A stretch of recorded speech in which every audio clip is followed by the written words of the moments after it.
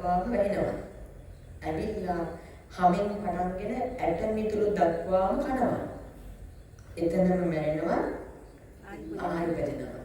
දැන් ඔබ එහෙට දිව්වත් මෙහෙට දිව්වත් මොන හතර පැත්තටම දිව්වත් මතක තියාගන්න අපේ පා අඩියක්වත් මේ පණුවන්ගෙන් ඉස්තරක් තියන තරක් නෑ. ඒ හැම තැනකම ඉන්නේ. දැන් ඔබ හිතන්න පොඩ්ඩක් නෙමෙයි. දැන් ඔබේ කකුලට පොඩි තුවාලයක් තියෙනවා. ඒ තුවාලේ මැස්සේ කාරනවා. අපිට ඒකම කොච්චර ඉදනවද පින්වත්නි? මේ පොඩි මැස්සේ පොඩි තුවාලයක්. ඒකට මේක දෙපතුලෙන් පටන්ගෙන කිසකෙස් දක්වාම හාර කරනවා පින්වත්නි. තීරස මතක තියාගන්න ඔය එක ඔයිට වැඩිම දේවල් තියෙනවා. දැන් ඔය බය ඇති වෙනවා දැන් අහනකොට ඔක හැමදේම තියෙන්න ඕනේ. දැන් මියන් ඔබ ගෙදර ගියාම මතකයි. එහෙම බෑ. සතර බය කෙනෙක්ගේ බය නම් හොඳටම තියෙන්න ඕනේ. එහෙනම් වීර්යවන්ත වෙන්න විරිය සම්බොච්චංගෙන් පහදන්නේ සසර කාතරින් එතර වීමේ කැපවීම. ඔන්න සති සම්බොච්චංගය, ධම්මවිචය සම්බොච්චංගය, විරිය සම්බොච්චංගය හතර මොකද්ද?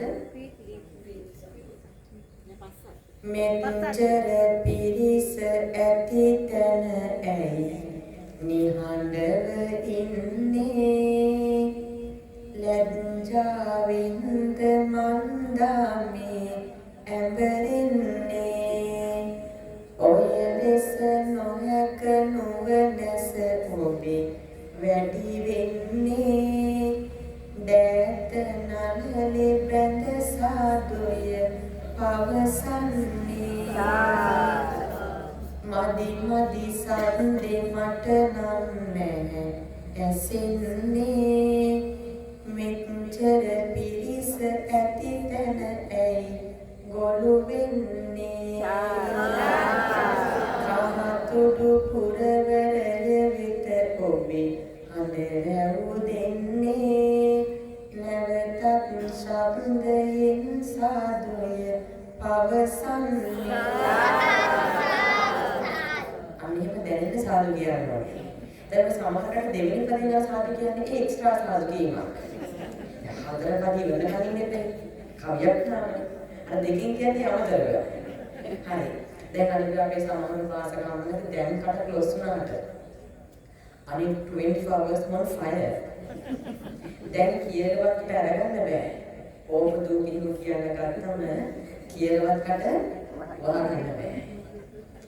දැන් නමුත් පුරුදු වෙන ජීවිතේ මේව පුරුද්දක් වශයෙන් ඇති කරගන්න. දැන් ඔබට මේව මුල් දැන් අපිට දැන් ඔබට හිතන්න පුළුවන් කෙනෙක් ඔබ දැන් මොනවා හරි අනුන්ගේ දෙයක් කතා කරගෙන ඉතින් ඔබට හිතේ මොනවද කතා කරන්න ඕනේ කියලා උපෝන් එක. මොනවා හරි කියයි ඔබ ගිහිල්ලා.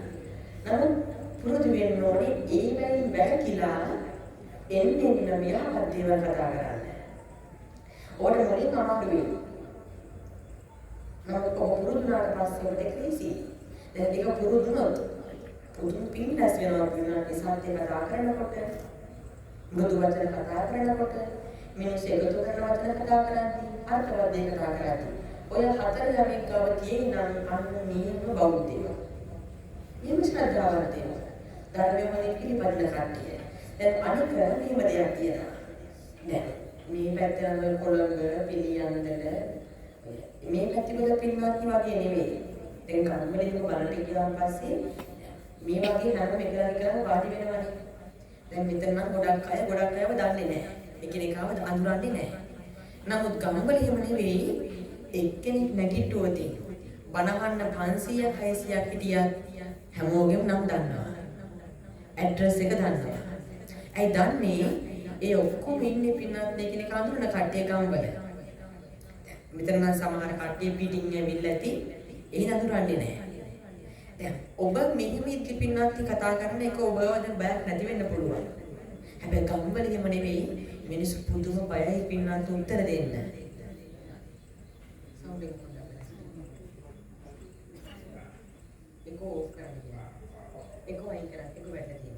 හරි. එහෙමනම් ඔන්න පින්නත් ගම්වල මිනිස්සු කතා කරන්න බය හේතුව මොකද්ද? තමන් වටා 10ක් වාඩි වෙලා ඉන්නවා නම් ඒ 10 දෙනාම අඳුරනවා. දැන් දෙන උත්තරේ වැරදුනොත් පහවදා පාන්දර ගම පුර එළවස යන කොහමද? හපුයි මේ මිනිස්සයා ඊයේ මට වුණ මේ පොඩි බණ කතාව පෙරද්දුවනේ. දැන් එහෙම මිනිස්සු හිතන මෙහෙම යයි කියලා තමන් ගැන ප්‍රචාරයක්. එහෙම හිතද්දි කතා කරන්න බය වෙනවා මිනිස්සු. උත්තර දෙන්න බය වෙනවා. නමුත් අනුන් ඔබ ගැන කොහොම හිතුවත් අපි හැමෝම තාම ධර්මයේ මොනවද දන්නේ පින්නත් ඇත්තටම. අද මම ඔබට බණ කිව්වට මට තව කොච්චර මේ ධර්ම ඉගෙන ගන්න තියෙනවද? ඇත්ත වශයෙන් මේ සප්තබොධංගම උදාහරණයකට මේ දේශනාව මම ඔබට කොච්චර මේ පැහැදිලි කරයි. මම වුණත් මේක හරියට ඔබට දේශනා කරන මම රහත් වෙච්ච දවසකට. දැන් මම රහත් වුණොත් මේ ආත්මේ අන්න එදාට මම ඔබට හොඳට මේ ධර්ම දේශනා කරයි. ඒ තාක් මම තවම මේ ධර්මය හරියට දන්නේ නැහැ. මම අධ්‍යාත්ම ත්‍රිපිටකය ඉගෙන ගන්නවා. ඒ දේ ඔබට පැහැදිලි කරනවා.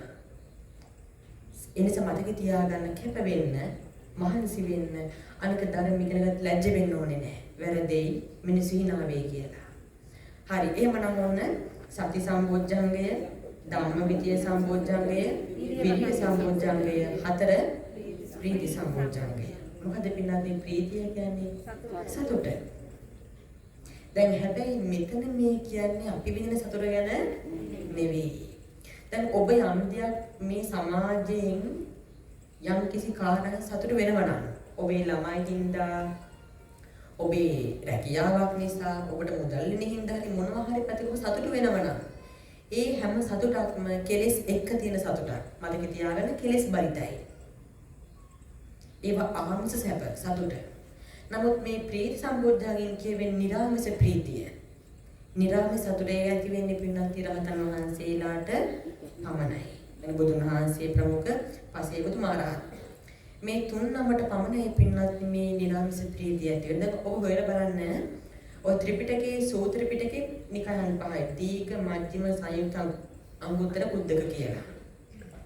මේ නිකාය පහේ කුද්දක නිකාය පොත් 15යි. ඔය කුද්දක පාඨ ධම්මපද උදානිත උත්තක සූත්‍ර නිපාත ආදී පොත් 15ක් පෙළට තියෙනවා. මේ පොත් අතර පොත් දෙකක් තියෙනවා. එකක් තේර ගාථා පාළි, එකක් තේරී ගාථා පාළි. මේ පොත් දෙකේම තියෙන්නේ නිරාමිස ප්‍රීතිය. ඒ කොහොමද? දැන් රහතන් වහන්සේලා රහත් වුණු ගමන්ම උදාන ප්‍රීති වාක්‍යයක් මුදා ගන්නවා. මම දැන් රහත් කියලා. අන්න එවැනි වාක්‍ය තමයි තේර ගාථාවල තියෙන. තෙරණින් වහන්සේලා නම් ඒ රහත් වෙච්ච ගමන්ම ඒ උදාන වාක්‍යයක් ප්‍රකාශ කරනවා. එවැනි වාක්‍ය ගාථා තමයි තේරී ගාථාවල තියෙන්නේ. එතකොට ඒ තේර තේරීමේ ගාථා පොත් දෙකේ තියෙන වචනයක් පාසා නිකලස්. දැන් අපි කොහොමද කතා කරන්න ගියාම නේද? කතා කරන වචනයක් ගන්න අපේ නම් කෙලස්. දැන් අපිත් යම් දවසක නිවන් දකින්නවද? නිවන් දකින්න විදිය වඩනවද? කැප වෙනවද? අනිදාට නිවන් දැක්කට පස්සේ අපිට ඕන ප්‍රීතිය එනවා, නියම ප්‍රීතිය. දැන් අද ඔබ යම්කිසි ප්‍රීතියක් විඳී නමුත් ඒව తాවකාලිකයි. හරියටම විනාශ වෙනවා නේද? දැන් බලන්න. දැන් අපි මොනවා හරි දෙයක් වුණා නිවුස් බලන්න.